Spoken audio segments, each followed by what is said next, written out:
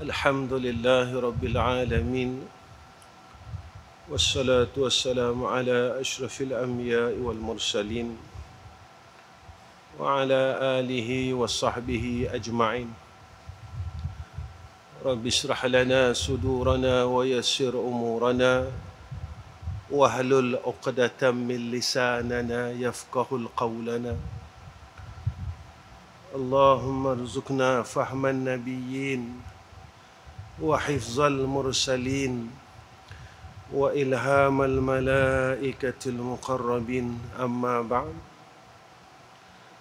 Sekalian yang dirahmati oleh Allah Subhanahu wa taala, pertama sekali kita panjatkan puji dan syukur ke hadrah Allah Subhanahu wa taala dengan hidayah dan taufik daripada Allah, dengan pertolongan daripada Allah Subhanahu wa taala, dengan ketentuan yang baik daripada Allah Subhanahu wa taala, kita beroleh kebaikan demi kebaikan. Tuan-tuan, kematian tidak mengenal usia. Kematian tidak mengenal pangkat. Kematian tidak mengenal siapa pun kita. Kullu nafsin za'iqatul maut. Tiap-tiap yang bernafas, yang bernyawa pasti akan menemui ajalnya. Tiap-tiap yang dikurniakan oleh Allah roh pasti akan menemui ajalnya. Rahsia saat kematian itu disimpan oleh Allah, tidak dizahirkan, supaya hamba-Nya ini sentiasa berwaspada. Hamba ini sentiasa berhati-hati. Hamba ini sentiasa bersiap sedia. Seperti mana sabda Nabi sallallahu alaihi wasallam, al-kayyisu man dana nafsahu wa amila lima ba'dal mauti. Orang yang bijak, kata Nabi, adalah orang yang melawan hawa nafsunya dan bersiap sedia bagi barang selepas kematiannya. Kematian tidak mengenal sama ada si miskin atau kaya. Siapa pun kita, ketika sampai saat takdir Allah telah ditetapkan ke atas kita, pasti kita akan balik menemui Allah.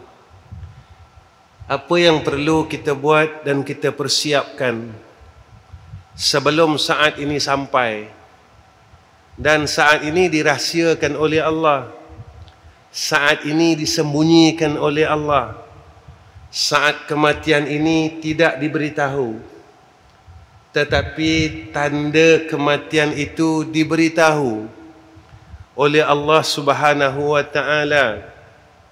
Di mana tanda kematian? Apabila kita mula beroleh keuzuran,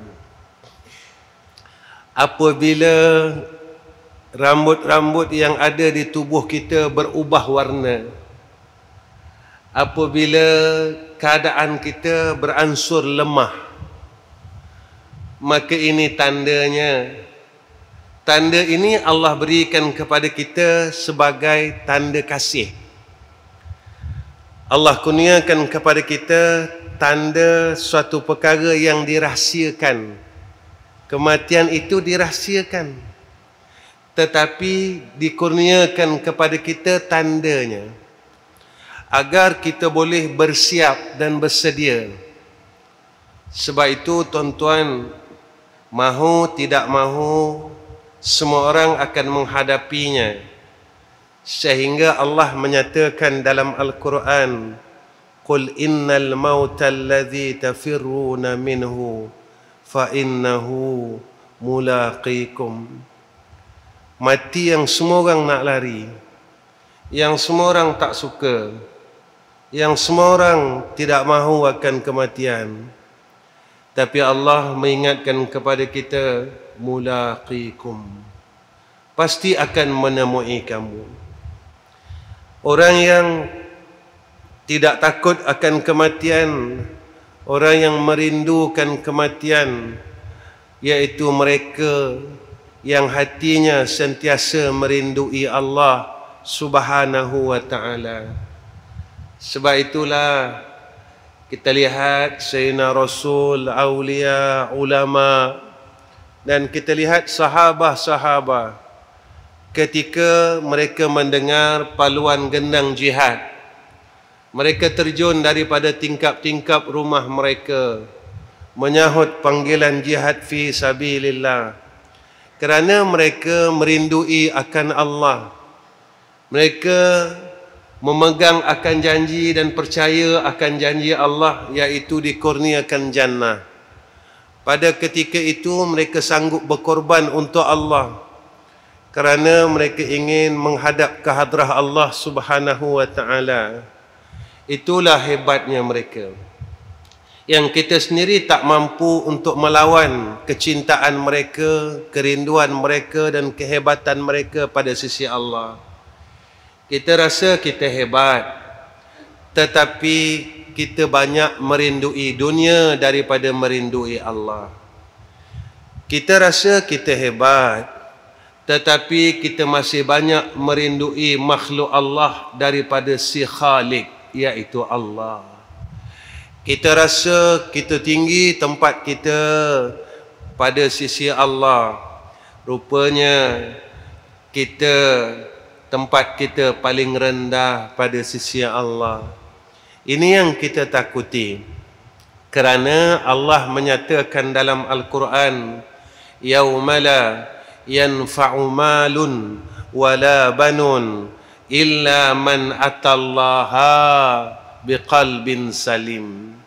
Pada hari itu tidak ada manfaat harta yang kita himpunkan di dalam dunia ini, kawan-kawan, wala banun, dan anak pinak, semua tidak ada manfaat, kata Allah. Ini kata Allah. Jika kata Allah kita tidak percaya, kata siapa lagi yang harus kita pegang? Allah sebut dalam Al-Quran sedemikian. Jika kata Allah kita mengingkarinya, maka kata siapa lagi yang lebih benar daripada kata Allah? Jika kata Allah kita menidakkannya, kata siapa lagi yang lebih benar untuk kita mengiyakannya? Allah bagi tahu kepada kita dalam Al-Quran, dan ini adalah kata Allah, kalam Allah.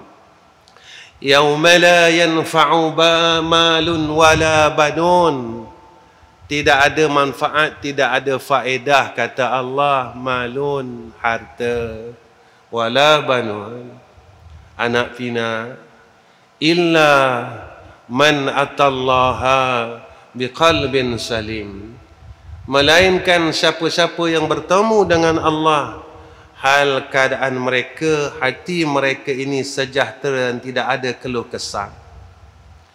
Ulama, tuan-tuan, bagi tahu kepada kita tentang bagaimana membuat persediaan untuk kematian yang disebutkan oleh Nabi sedemikian. Pertama, kata ulama, bersedialah untuk bertaubat dan beristighfar kepada Allah. Bersedialah pada dosa zahir dan dosa batin kita. Sebenarnya kita rasa kita orang yang bagus, tidak meninggalkan salat, puasa dan sebagainya. Tetapi kita masih angkuh dengan Allah. Kita menunjukkan keangkuhan kita dengan Allah. Kita seolah-olah berani menzahirkan keangkuhan kita dengan Allah. Di dalam Fatihah kita dididik oleh Allah dengan dua ayat ini. Iyyaka na'budu wa iyyaka nasta'in. Satu kalimah menunjukkan tentang kesungguhan dan keazaman kita berbuat ibadah, buat baik. Tetapi pada ayat yang kedua kita gagal. wa iyyaka nasta'in. Akan Engkau kami minta tolong ya Allah. Kita gagal, kita tidak meletakkan pengharapan dan pergantungan kepada Allah di dalam seluruh perkara. Sebahagian perkara, wa iyyaka nasta'in. Dalam sebahagian perkara yang lain, kita tidak wa iyyaka nasta'in. Dalam suatu masa kita wa iyyaka nasta'in. Tetapi pada masa yang lain kita tidak wa iyyaka nasta'in. Tak kala kita senang, kita tidak wa iyyaka nasta'in. Sebab kita bergantung harap dengan kesenangan kita. Setelah kesenangan kita itu ditarik oleh Allah, barulah kita wa iyyaka nasta'in. Ketika kita sihat, kita bergantung dengan kesihatan kita. Setelah kita terlantar, sakit dan dibiarkan oleh orang di sekeliling kita, orang sekeliling kita tidak ambil tahu tentang kita. Ketika itu barulah kita wa iyyaka nasta'in. Kita meletakkan pengharapan kepada Allah, pergantungan kepada Allah. Seolah-olah kita memerlukan Allah ada masa. Kita memerlukan Allah ada ketika. Kita memerlukan Allah ada harinya. Hari ini aku perlukan Allah. Ada hari yang kita tak perlukan Allah. Kerana kita tidak menghiraukan dan kita tak berharap langsung kepada Allah. Kita angkuh tuan-tuan dengan Allah. Ketika kita mula ada kesenangan, kita mula angkuh dengan Allah. Ketika kita mula ada ilmu, kita mula angkuh dengan Allah. Ketika kita mula ada kekuatan, kita mula angkuh dengan Allah.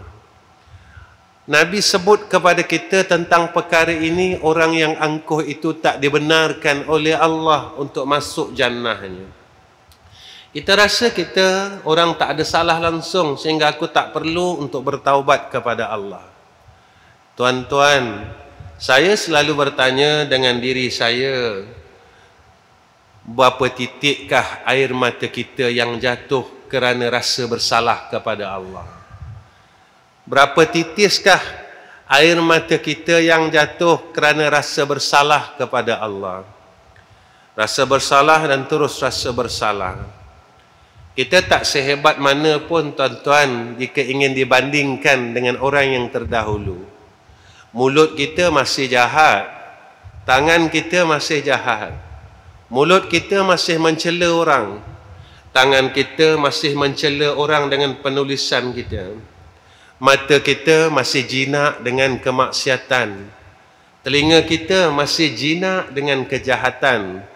Di mana kehebatan orang yang masih jinak dengan dosa? Di mana hebatnya seseorang yang masih tangannya masih jinak, masih suka dengan maksiat? Di mana kehebatannya seseorang yang matanya masih tidak mampu mengalihkan penglihatannya kepada maksiat? Di mana hebatnya? Di mana hebatnya tangan seorang yang masih menulis perkataan-perkataan yang berunsur mengundang kemaksiatan dan kejahatan? Di manakah kehebatan tangan ini? Di manakah kehebatan telinga yang masih lagi tidak mampu menolak akan muzik-muzik dan lagu-lagu yang ditegah oleh Allah? Di manakah kehebatan diri itu?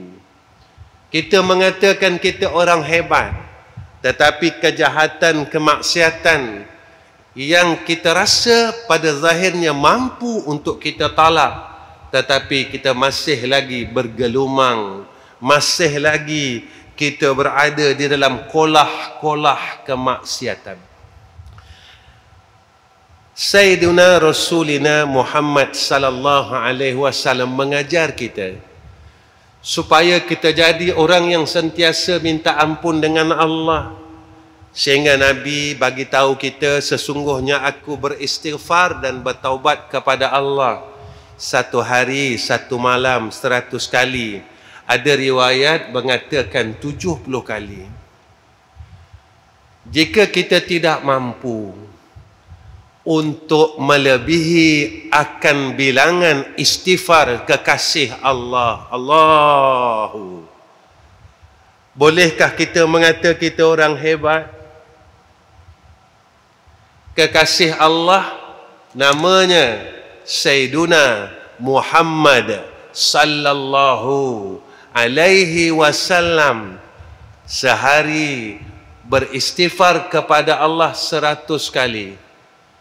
Kita yang rasa kita orang hebat, boleh tak kita mengekalkan beristighfar kepada Allah sehari semalam melebihi 100 kali?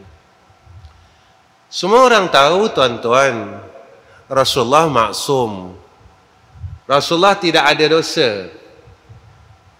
Kita tidak mampu tuan-tuan untuk mengatasi istighfar Rasulullah. Bagaimana kita boleh mengatakan kita hebat? Saya istighfar Ustaz lepas salat 3 kali. 3 kali kita kalikan dengan 5 waktu. Kita hanya mampu beristighfar 15 kali. Kita rasa kita bagus. Kita rasa kita hebat. Tetapi kita masih tidak mampu menandingi akan istighfar hamba yang langsung tidak ada dosa pada sisi Allah. Kita orang yang kotor, yang keluar daripada lembah kejahatan, kekotoran, yang tidak mampu membersihkan diri, lalu kita mendabik dada, aku orang hebat, aku orang hebat dan aku orang hebat. Kita terlupa sifat keangkuhan itulah yang menyebabkan kita ditidakkan oleh Allah. Dinafi, Allahu Akbar, dinafikan oleh Allah menjadi ahli syurga Allah. Dengan sifat keangkuhan kita, tuan-tuan, kita dinafikan menjadi ahli syurga Allah. Namun kita dipadam sedikit demi sedikit dengan keangkuhan yang di dalam tubuh kita ini masih bertambah. Tuan-tuan, persediaan yang kedua disebut oleh ulama, iaitu kita betulkan salah kita. Kenapa ulama memilih salat ini? Kerana bertepatan dengan hadis Rasulullah sallallahu alaihi wasallam, as-salatu imaduddin, faman aqamaha aqamad-din, wa man tarak Allahu wa man tarakaha faqad hadamad-din. Nabi kata semayang itu tiang agama. Siapa yang dirikan salah, agamanya telah ditegakkan. Agamanya ditegakkan dalam dirinya, tuan-tuan. Ketika dia meninggalkan salat, agama dalam diri dia guntung. Tuan-tuan, kenapa salat itu? Kalau kita lihat, tuan-tuan, ibadat yang paling istimewa adalah ibadat salat. Kerana diterima terus daripada Allah pada malam Isra' dan Ma'raj. Tuan-tuan, kita tanya diri kita selama kita salat, apa yang berlaku di dalam kehidupan kita. Sebab itu Syekh Daud bagi tahu kita di dalam kitabnya Minyatul Musalli, rupa salat itu, sifat salat itu menzahirkan sifat kehinaan dalam diri. Nabi nyatakan kepada kita, sujud itu adalah salat. Tatkala kita sujud, tuan-tuan, kepala kita letakkan di bumi. Kita rasa tak kita orang hina, tuan-tuan? Ataupun kita rasa apa masa sujud tu? Masa kita letakkan kepala kita, tuan-tuan, di bumi Allah, apa perasaan kita? Kita rasa kita orang hebat, aku orang kaya, aku orang alim, aku orang besar. Tuan-tuan, jika perasaan kehinaan ini tidak timbul di dalam diri kita tatkala kita sujud kepada Allah, maka salat itu tuan-tuan, kita tidak tahu sama ada kita diterima atau tidak. Orang yang angkuh tidak akan diterima ibadahnya oleh Allah. Sebab itu, tatkala seseorang itu sujud kepada Allah, apakah perasaannya? Tuan-tuan, macam mana rasa hina ketika orang mula buka aib kita hina, tuan-tuan? Tuan-tuan, macam mana rasa hina ketika kita susah, kita mula minta dengan orang, kita tebalkan muka kita, tuan-tuan minta dengan orang, boleh tolong saya tak? Apakah perasaan hina itu ada ketika kita sujud di hadapan Allah? Ya Allah, hinanya aku ni, ya Allah. Ya Allah, hinanya aku, ya Allah. Pakaian aku cantik, serban aku cantik, rupanya keburukan aku ni kau tutup pada pandangan manusia. Dan tatkala aku sujud ini, ya Allah, yang melihat akan keburukan aku ni hanya Engkau, ya Arhamar Rahimin. Ya Allah, yang tahu akan kejahatan diriku hanya Engkau, ya Allah. Ya Allah, yang tahu akan kesilapan hamba-Mu ini hanya Engkau, ya Allah. Yang tahu mulut aku jahat ini Engkau, ya Allah.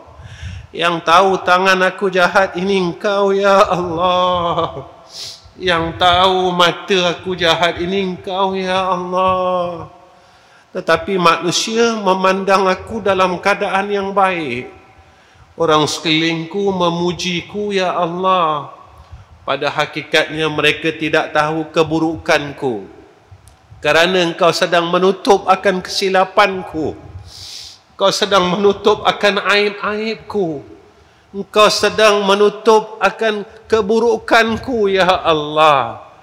Ketika kita mula sujud kepada Allah, apakah kita merasakan kehinaan itu pada sisi Allah Subhanahu wa ta'ala, sehingga kita sujud sebagai seorang hamba Allah?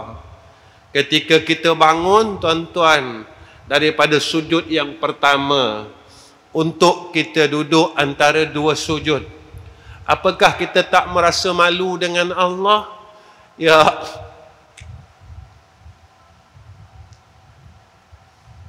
Ya Allah, wajah inilah wajah yang menipu orang di sekeliling Kau, ya Arhamar Rahimin. Ya Allah, wajah inilah, ya Allah, wajah yang menipu orang di sekeliling Kau, ya Allah. Orang melihatnya dalam keadaan seperti orang baik. Orang melihat wajah ini seperti orang saleh. Orang melihat wajah ini seperti golongan orang-orang yang baik. Tetapi pada pandangan Kau, ya Allah, inilah wajah orang yang berbuat maksiat, wajah orang yang meninggalkan salat, wajah orang matanya yang khianat ketika melihat wanita-wanita yang diharamkan oleh Engkau melihat, ya Allah. Wajah inilah, ya Allah, yang berkata perkara yang Kau tidak pernah redha sekali-kali, ya Allah. Wajah inilah, ya Allah, yang mana mendengar perkataan-perkataan yang tidak Engkau redha sekali-kali, ya Allah. Ketika kita, tuan-tuan, berasa malu, kita kembali sujud yang kedua, tuan-tuan. Apakah perasaan kita pada tatkala kita sujud dengan Allah? Perasaan kita tatkala kita mendirikan salat. Tuan-tuan, kita salat 50 tahun lebih. Bagaimana keadaan sembahyang kita? Apakah kita orang yang berpura-pura dengan Allah?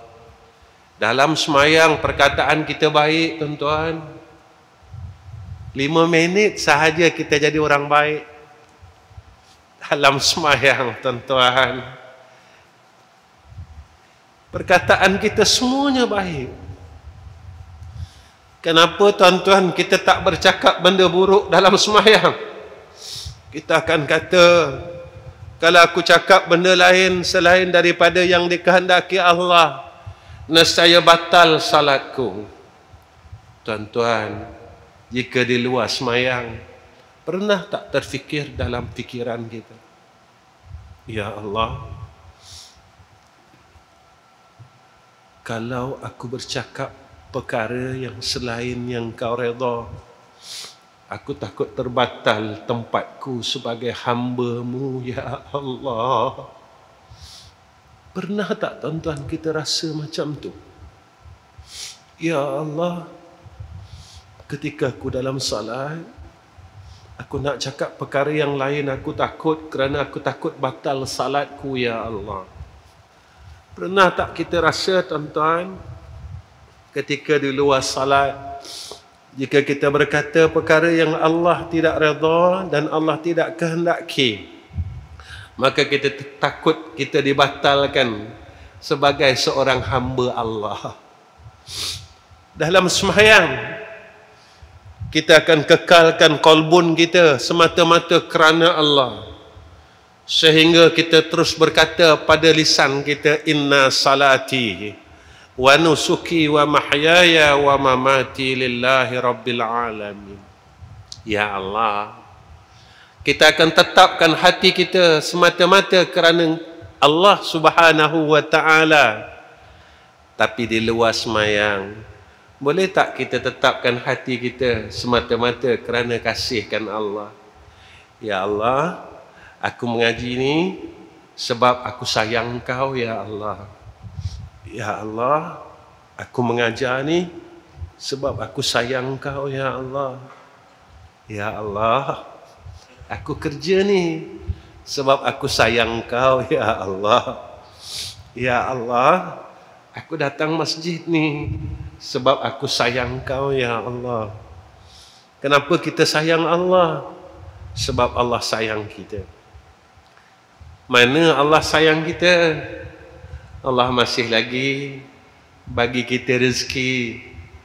Tetapi dengan rezeki yang Allah bagi kepada kita, kita makan, kita minum. Kenyang tuan-tuan, kita makan kenyang tuan-tuan, kenyang sangat. Dengan kenyang yang Allah bagi kepada kita itu tuan-tuan, kita tak mampu untuk sujud kepada Allah Subhanahu wa ta'ala. Dengan kenyang yang Allah bagi kepada kita, mulut kita tidak mampu menyebut nama Allah, tak mampu kita berselawat, tak mampu kita bertasbih, tak mampu kita ucapkan istighfar sehari lebih daripada 100 untuk kita melebihi akan istighfar Rasulullah sallallahu alaihi wasallam. Kita tidak mampu. Tapi kita makan dengan rezeki Allah sampai kenyang tuan-tuan, sampai kenyang tuan-tuan, kita ambil keseluruhannya sampai penuh perut kita dengan nikmat Allah. Tetapi Allah masih tidak marah kita. Allah masih tidak membenci kita. Tetap diberi peluang kepada kita untuk kita berubah. Tuan-tuan, jika seorang ayah tengok anak dia jahat,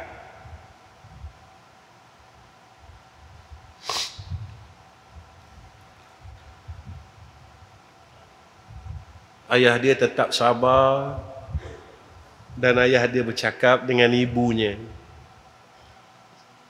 sayang, kita doakanlah mudah-mudahan anak kita berubah.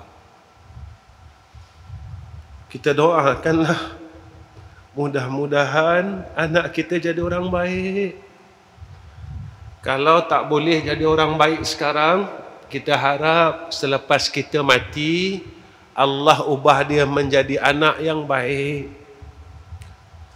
Seorang ayah bersifat sedemikian, apatah lagi Allah Subhanahu wa ta'ala. Kita ambil nikmat Allah, mata yang terang, tetapi kita khianat dengan pandangan kita, dengan melihat wanita-wanita yang haram. Allah tak butakan mata kita. Mudah-mudahan satu hari dia akan berubah. Allah sentiasa memberikan hidayah dan taufiknya. Allah sentiasa membuka pintu rahmatnya, sehingga ditangguhkan pintu untuk dia balik kepada Allah, iaitu bila saatnya, iaitu apabila nyawa itu sampai di gargarah, barulah Allah tutup akan pintu taubatnya.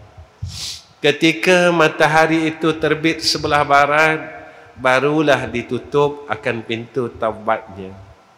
Tuan-tuan masih ingat tak satu doa? Doa yang kita baca dulu tapi sekarang dah tak dengar. Dulu kalau orang tua-tua kita, tuan-tuan selalu baca doa ni. Apa doanya? Ya aman al-khaifin, aminna mimma nakhaf. Ya aman al-khaifin, salimna mimma nakhaf. Ya aman al-khaifin, najjina mimma nakhaf. Tuan-tuan ingat doa ni? Kalau orang dulu, tuan-tuan selalu baca. Tapi sekarang, doa-doa yang orang-orang dulu baca, dia hilang. Beransur hilang dan terus hilang.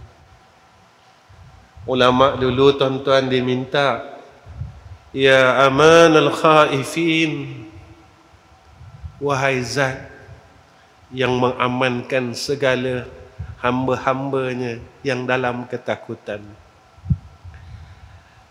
Aminna mimma nakhaf, amankan kami ya Allah perkara yang kami takutkan ya Allah. Apa yang kita takut, tuan-tuan, dalam diri kita, Allah amankan.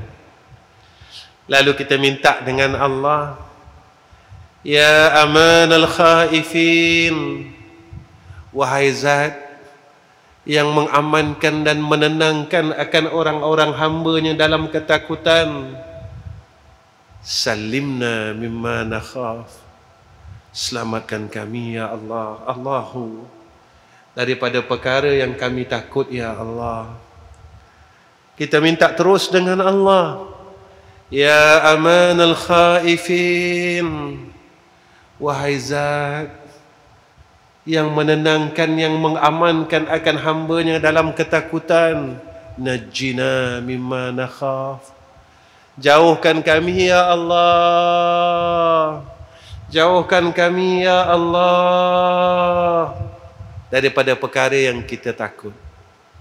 Dalam hati saya dan hati tuan-tuan, apa yang kita takut lalu dijauhkan oleh Allah. Jika kita takut kita dimarahi oleh Allah, kita tidak diredai oleh Allah dan kita dibenci oleh Allah, lalu Allah akan amankan kita, selamatkan kita dan pelihara kita dari perkara itu. Tuan-tuan, jika tidak ada rahmat Allah, kita tak boleh nak tinggal dalam syurga Allah. Jika tak ada rahmat Allah, kita tak akan mampu sujud salat kepada Allah. Jika tidak ada rahmat Allah, kita tak mampu untuk berbuat baik kepada Allah Subhanahu wa ta'ala.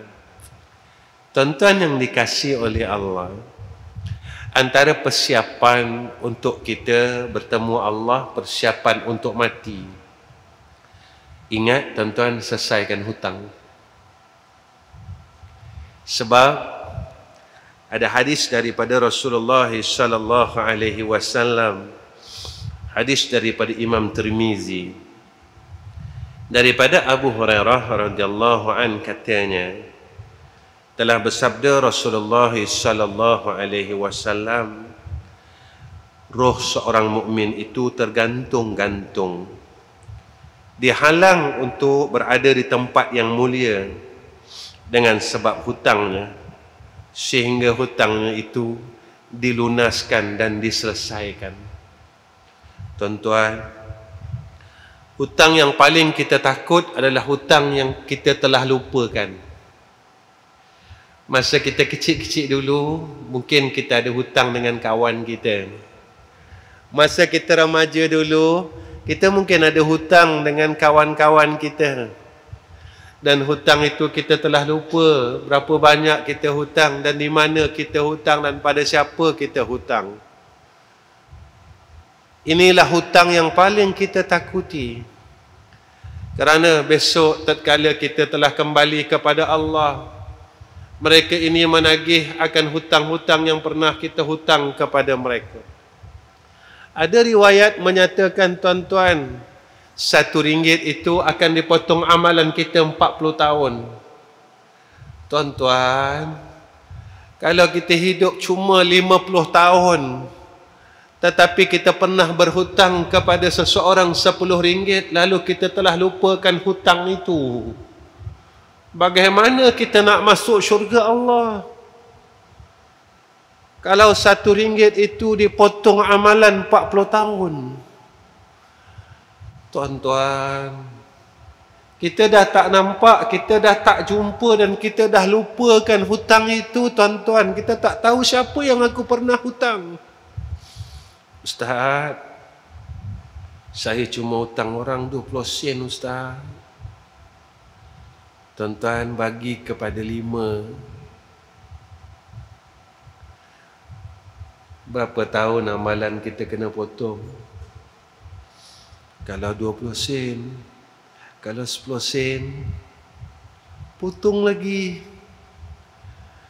Kalau RM1,000 kita hutang orang, tuan-tuan, ya Allah, RM1 40 tahun. Jika RM1,000, mana kita nak cari amal saleh kita? Besok di padang mahsyar, macam mana kita nak bayar, tuan-tuan? Sebab kita hidup 50 tahun. Kita hutang RM100, tuan-tuan. Jika kita hutang RM10,000, RM20,000, kita nak bayar macam mana?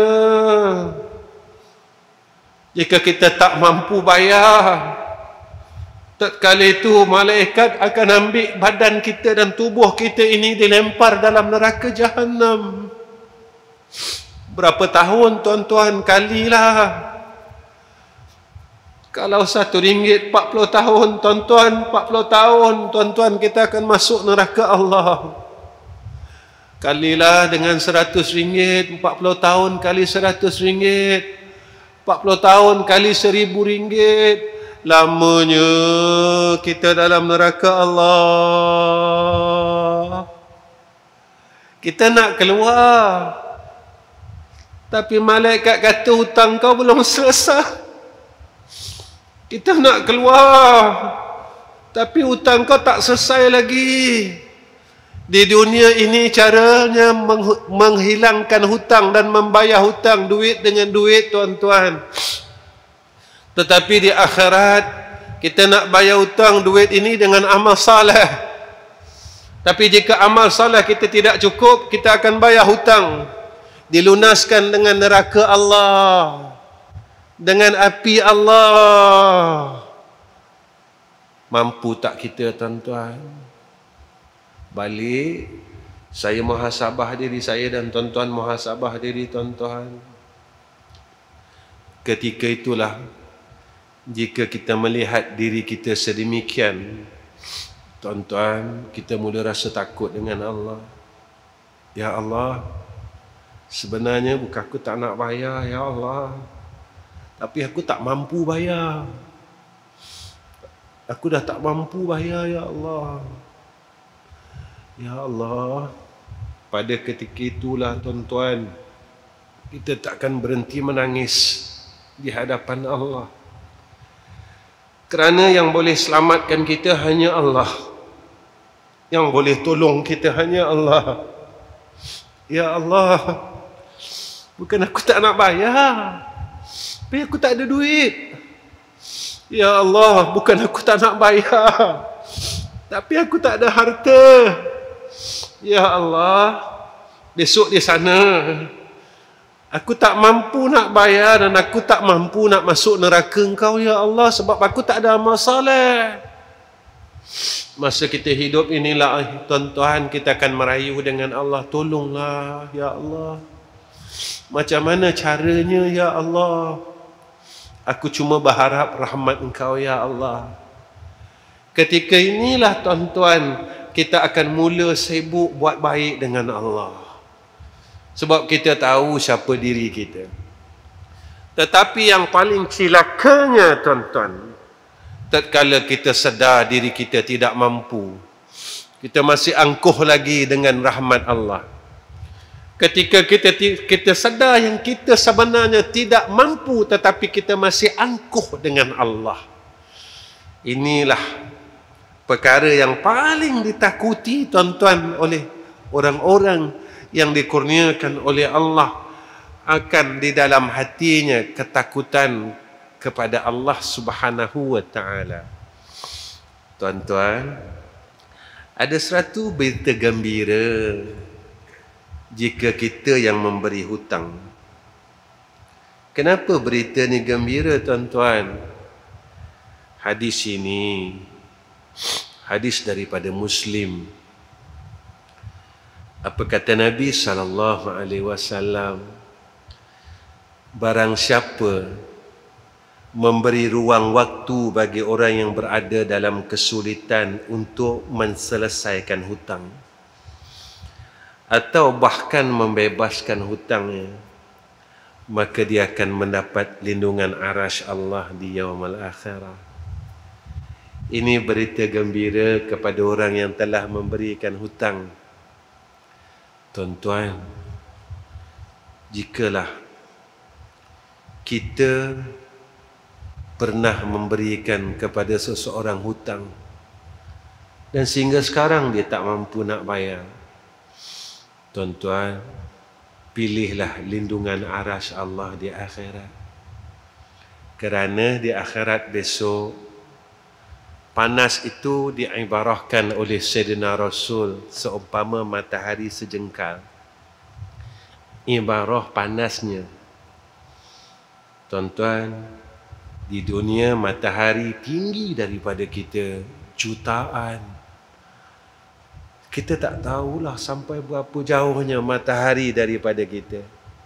Kita rasa panasnya, panasnya, panasnya. Di akhirat kelak, kata Rasulullah sallallahu alaihi wasallam, ada orang yang lemas dengan peluhnya kerana peluh itulah ibarat kesalahannya kepada Allah. Ketika ada jalan tuan-tuan yang Allah anugerahkan kepada kita. Dulu ada orang pernah berhutang dengan kita. Lalu kita bercakap dengan Allah, ya Allah, pada orang yang pernah berhutang dengan aku, ya Allah, jika dia tak mampu untuk selesaikan hutangnya, aku redha ya Allah, dan aku halalkan hutangnya ya Allah. Kerana besok di akhirat aku memilih akan lindungan arasy-Mu ya Allah. Biarlah di dunia ini aku tak dapat duit sejumlah 10,000. Yang pada aku banyak ya Allah, tetapi pada Engkau sikit sangat. Ketika aku berharap dengan kejahatanku dan kesilapanku yang terlalu banyak kepada Engkau ya Allah, hari ini dan malam ini aku memilih lindungan arasy-Mu ya Allah. Aku memilih lindungan arasy-Mu di yaumul akhirah. Tuan-tuan, tetapi kalau kita berhutang, jaga-jaga tuan-tuan. Jaga-jaga, jaga-jaga, berwaspada.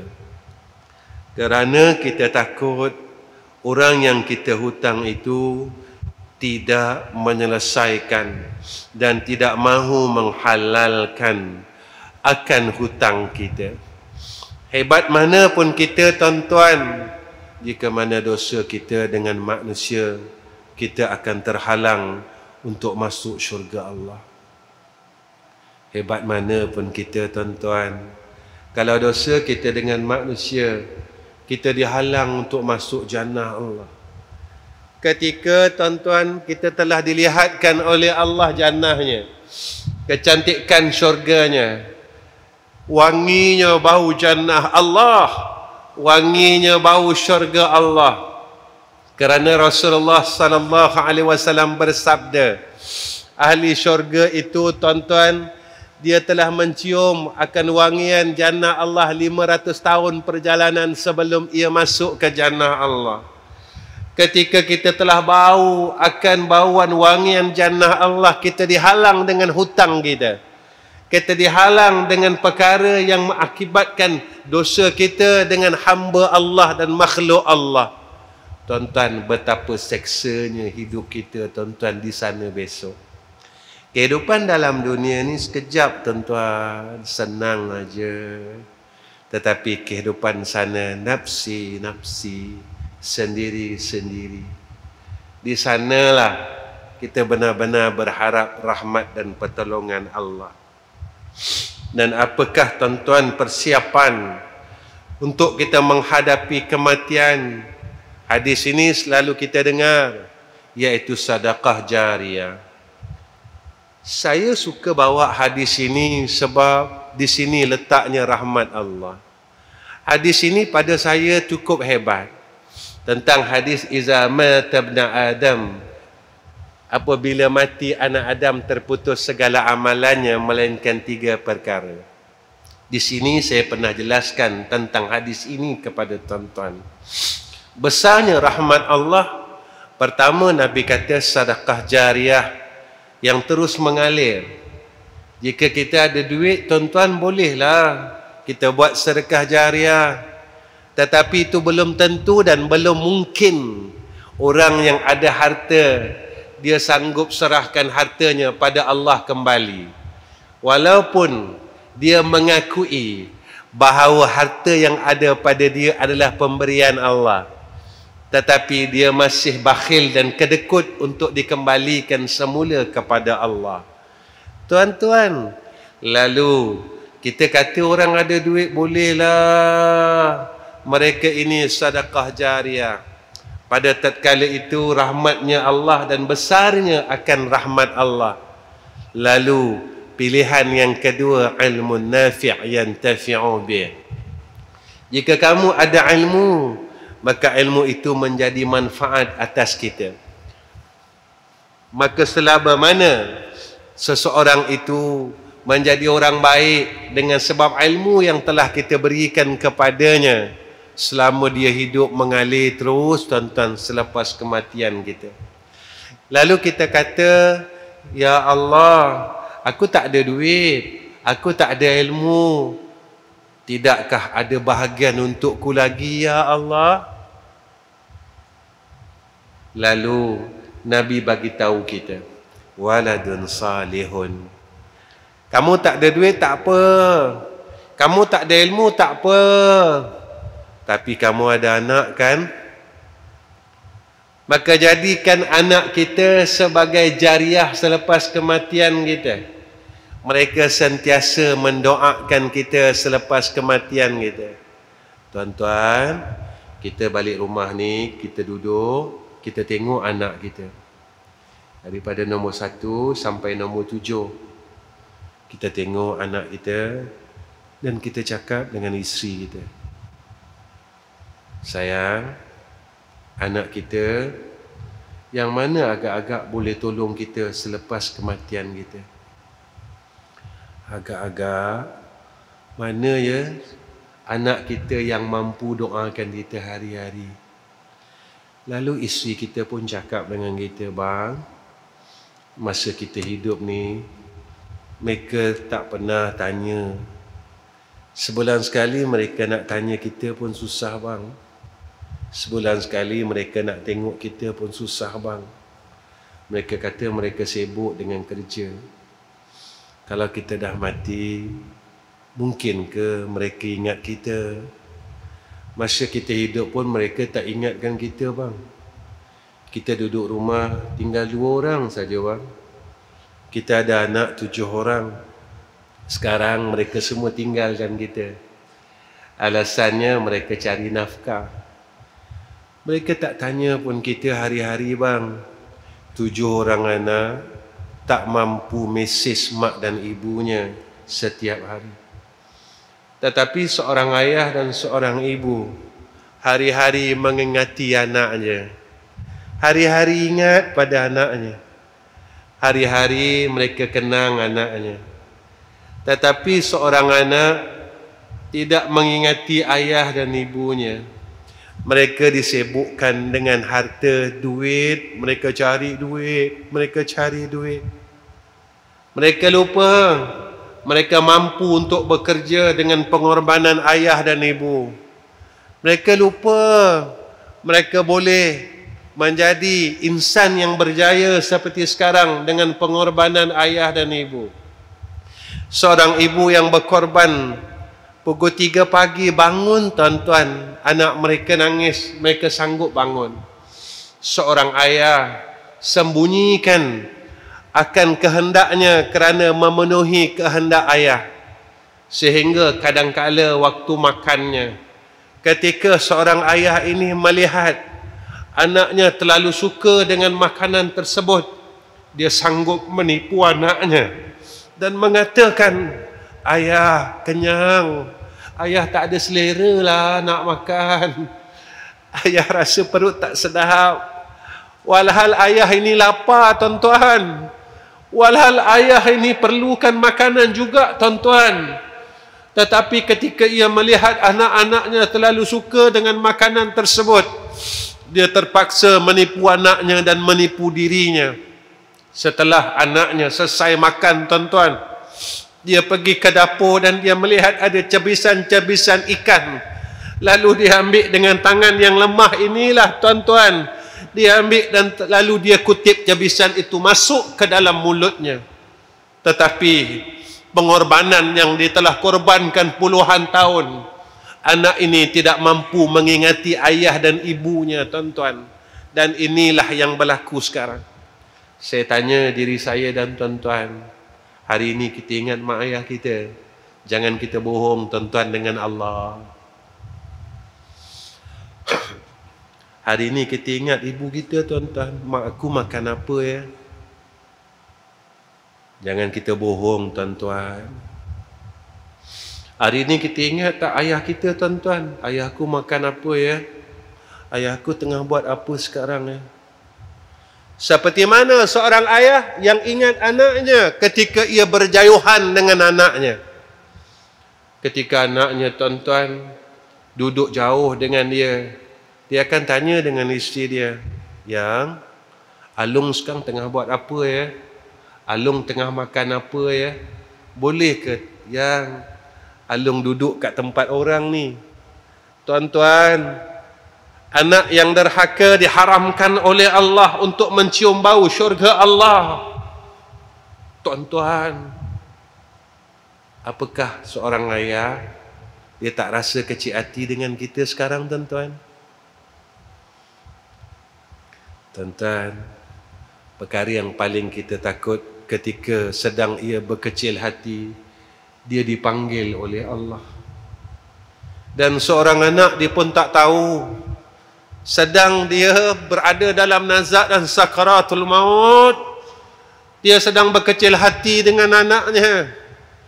Hati dia berasa dengan seorang anaknya tuan-tuan yang tidak mempedulikan dia. Seorang ibu dia tak cakap tuan-tuan, seorang ayah dia tak cakap. Tuan-tuan, saya seorang ayah dan tuan-tuan seorang ayah.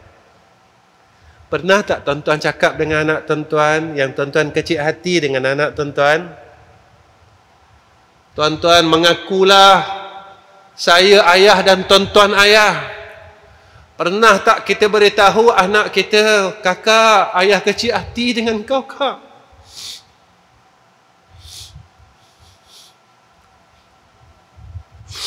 Abang, ayah kecil hati dengan abang. Kita tak bagi tahu tuan-tuan.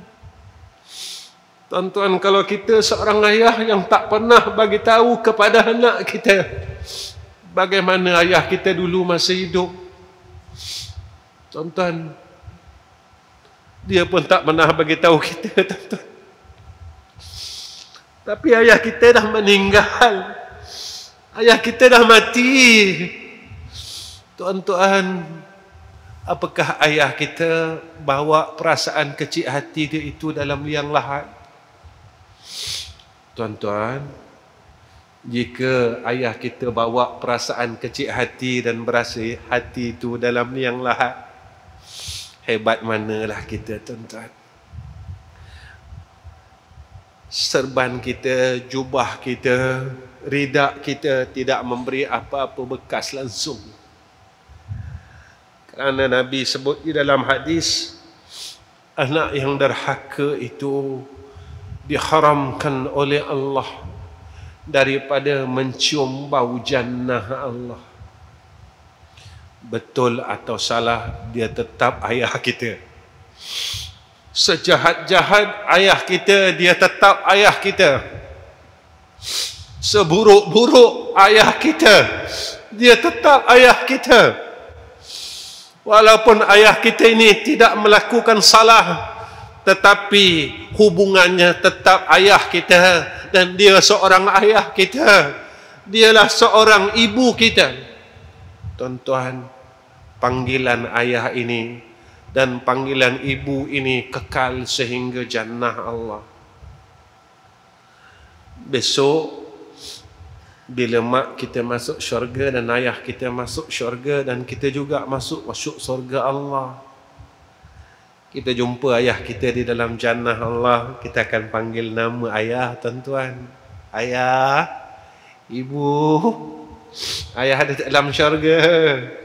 Kita akan berpelukan bersama ayah dan ibu kita, seolah-olah kita sudah lama tidak bertemu dengan ayah kita.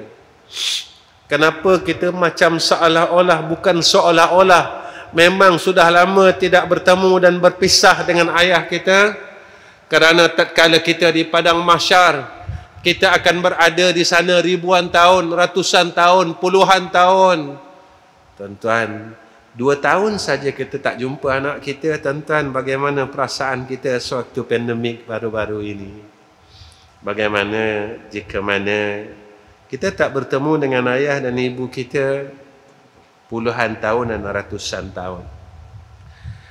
Dan antara persiapan untuk kita menemui Allah Subhanahu wa taala iaitu kita berusahalah minta maaf dengan semua orang, tuan-tuan. Kalau kita ada salah dengan mak ayah, minta maaf. Ada salah dengan jiran-jiran, tuan-tuan, minta maaf. Ada salah dengan kawan-kawan, minta maaf cepat, tuan-tuan. Janganlah sombong. Sebab kat sana besok kita tertangguh perjalanan kita. Sebab kita masih ada salah. Tuan-tuan, jika kita ada putuskan silaturahim, hubungkanlah balik. Tuan-tuan, jika kita ada kesalahan dengan guru kita, minta maaf balik. Tuan-tuan, jika kita ada kesalahan dengan kakak dan abang kita, minta maaf balik. Sebab nanti bila kita berada di padang mahsyar, pada ketika itu saatnya, tuan-tuan, tidak ada peluang langsung. Kerana di sana adalah saatnya, adalah saat kita menerima pembalasan daripada Allah. Tuan-tuan yang dirahmati oleh Allah Subhanahu wa taala, saya rasa cukup setakat ni pertemuan saya dengan tuan-tuan. Jadi malam ni, tuan-tuan, saya pernah ulang akan zikir dan doa ni dulu lama dah. Macam mana kita nak dapat takut dengan Allah? Ini amalan ulama. Ya. Kita amal, tuan-tuan, doa ni. Kami alhamdulillah, ya, saya suka cakap macam tu. Kat madrasah kami akan baca setiap lepas maya. Tapi kami baca sendiri-sendiri. Orang pelajar akan baca sendiri-sendiri. Tuan-tuan, untuk apa? Untuk kita melahirkan rasa takut. Kita nak lahirkan tak boleh, tetapi dilahirkan rasa takut. Kalau dirahilkan ini bermakna dikurniakan rasa takut oleh Allah. Allah campakkan cahaya takwa dalam diri kita. Tapi kita kena minta lah, kita kena harap lah, kita kena mohon lah. Saya baca 3 kali tuan-tuan. Mudah-mudahan kita dapat jadi orang takut dengan Allah. Selama ni kita takut hilang harta, tapi kita tak takut hilang Allah. Selama ini kita takut hilang orang, kita tak takut hilang Allah. Selama ni kita takut hilang harta dunia, tetapi kita tak takut hilang harta akhirat. Apa harta akhirat? Iaitu amal soleh. Ya, saya ulang 3 kali. Mudah-mudahan Allah campakkan rasa takut dalam diri kita. Sebenarnya tuan-tuan, saya pun bukan lama hidup tuan-tuan, tak lama besok. Ya, Allah panggil lah saya. Tuan-tuan saya tak tahu, mungkin tuan-tuan panjang umur lagi.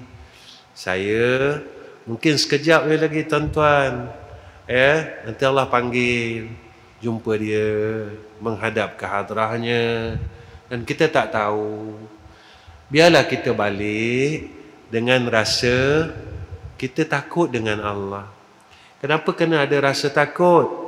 Bila kita rasa takut dengan Allah, lama-lama Allah tukarkan takut pada sayang. Kita mula sayang Allah, kita mula kasihkan Allah. Ketika kita mula sayang Allah, kita mula kasihkan Allah, masa itulah tuan-tuan, kita takkan lupakan dia dan kita tak nak lupakan dia. Kita takut kalau kita lupakan dia, kita takut kita tak ingat dia. Macam itulah bila dah datang kasih. Macam itulah bila kita takut mula lupakan dia, pada ketika itu mudah-mudahan waktu kita nak mati jumpa Allah, kita ingat dia. Ini sebenarnya yang ulama buat dan ulama harapkan. Dengan mereka beramal, mereka harap Allah kurniakan perkara ini pada mereka. Saya ulang tuan-tuan. Wa kafallahu basira wa kafallahu alima wa kafallahu syahida ya rabban nar ajirna minhu wa kafallahu basira wa kafallahu alima wa kafallahu syahida ya rabban nar ajirna minhu wa kafallahu basira wa kafallahu alima wa kafallahu syahida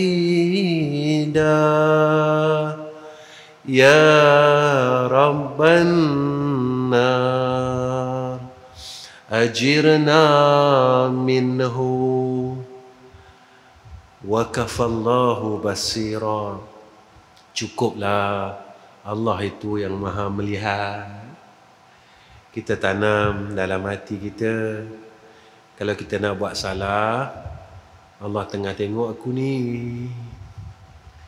Kita nak cakap benda salah, cukuplah Allah tengah tengok aku ni. Kita nak buat benda salah, cukuplah Allah sedang pandang aku ni. Wa kafallahu alima. Cukuplah Allah yang maha mengetahui. Kita nak buat benda tak betul, Allah tahu ni. Allah tahu apa yang aku buat. Wa kafallahu syahida. Cukuplah Allah itu yang maha menyaksikan. Ketika kita mula nak buat selain Allah, kita sedang disaksikan oleh Allah. Lalu kita cakap dengan Allah, Ya Rabban Nar,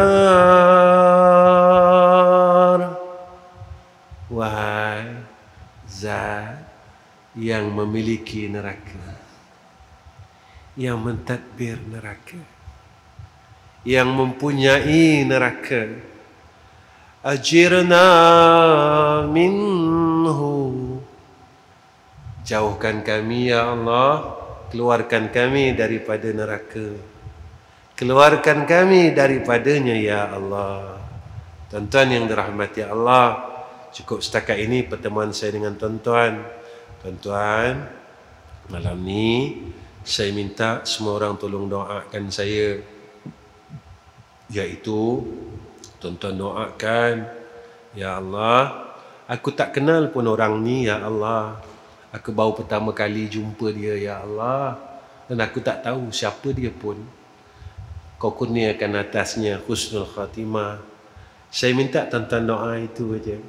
Dan jika satu hari dalam masa yang dekat, atau setahun lagi, 2 tahun lagi, tuan-tuan dengar saya telah menemui Allah Subhanahu wa ta'ala, saya minta tuan-tuan tolonglah doakan kebaikan untuk saya.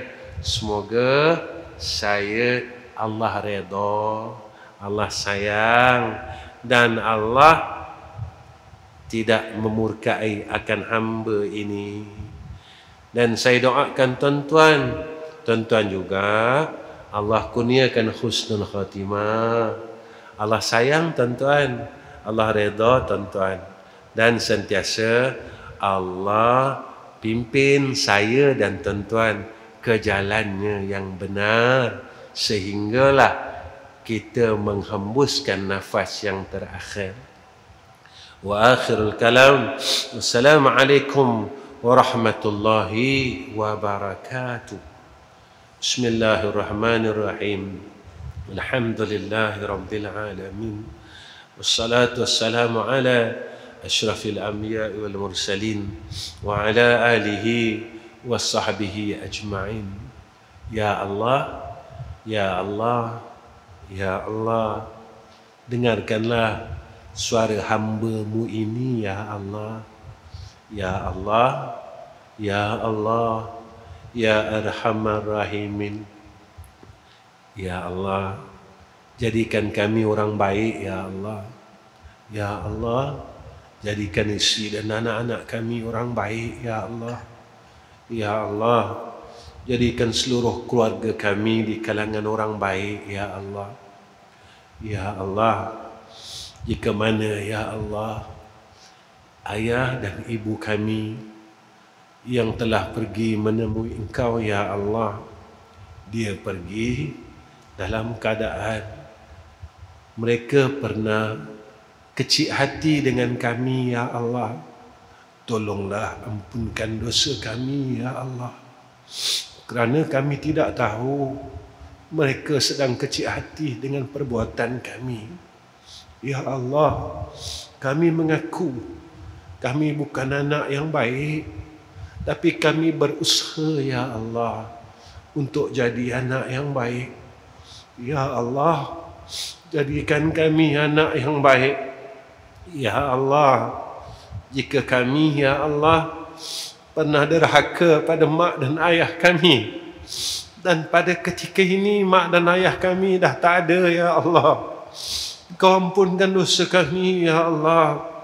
Tolonglah ya Allah, kasihanilah kami ya Allah. Ya Allah, kami seorang ayah pada malam ini ya Allah, kami ampunkan dosa anak-anak kami ya Allah. Kami ampunkan dosa seluruh anak-anak kami ya Allah, kerana kami mengikut akan perintah-Mu ya Allah, kerana kami memohon akan keredaan-Mu ya Arhamar Rahimin. Ya Allah, besok di akhirat kelak, kalau Kau masukkan kami dalam syurga, Kau masukkan juga anak-anak kami dalam syurga ya Allah. Kau masukkan juga isteri kami dalam syurga ya Allah. Kami nak berhimpun dengan anak-anak kami dan isteri kami ya Allah di dalam syurga Engkau ya Arhamar Rahimin. Ya Allah, jangan Kau pisah-pisahkan keluarga kami ya Allah. Ya Allah, kami mohon kepada Engkau ya Allah, matikan kami dalam keadaan husnul khatimah. Matikan kami dalam keadaan husnul khatimah. Matikan kami dalam keadaan husnul khatimah.